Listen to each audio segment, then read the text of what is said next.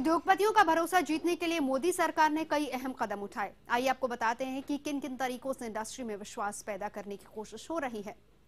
सबसे पहले लाइसेंस लेने की प्रक्रिया सरल की गई है। इसके बाद 24/7 ऑनलाइन एप्लीकेशंस की सुविधा भी दी गई है। अब लाइसेंस 3 साल के लिए मिला करेगा।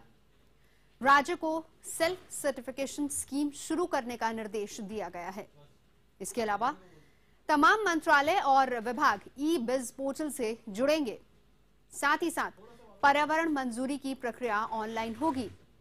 गैर जरूरी नियमों को हटाने का आदेश दिया गया है।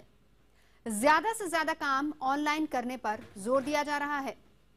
सिंगल इलेक्ट्रॉनिक रजिस्टर में जानकारी रखने पर जोर दिया जा रहा है और किसी भी विभाग के मुखिया की इजाजत के बिना जांच नहीं करने का निर्देश दिया गया है। मेक इन इंडिया की मोदी की इस विकास की नई मुहर को कारोबार जगत ने हाथों हाथ लिया। फिलहाल देश की जीडीपी यानी सकल घरेलू उत्पाद में मैन्युफैक्चरिंग यानी विनिर्माण क्षेत्र का हिस्सा महज 15% है। उद्योगपतियों ने उम्मीद जताई है कि इसे 25% तक बढ़ाया जा सकता है।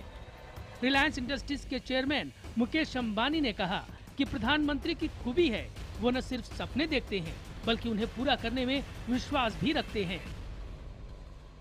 I think that the unique leadership quality of our Prime Minister is he dreams and he does at the same time, himself working over 14 hours a day, but at the same time also motivates 1 billion Indians to dream and do.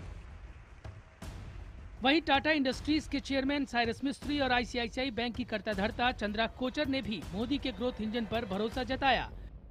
Manufacturing में विकास को सीधे देश में नए रोजगार से जोड़ा।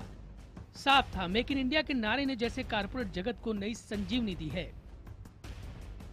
This offers a timely and unique opportunity for industry and government to work together to make India truly globally competitive. It is because of our demographic dividend that we add about 1.2 crore people to the working age group every year. And it is believed that manufacturing, if it works to its full potential, can add about 9 crore jobs in the next decade for India. Make in India की शुरुआत एक साथ कई मुल्कों में की गई। बाकायदा इसके चिन्ह में भारतीय शेर को शामिल किया गया है। कल पुर्जों से बना ये शेर भारत की शक्ति, कर्मठता और निर्भीकता का परिचायक है।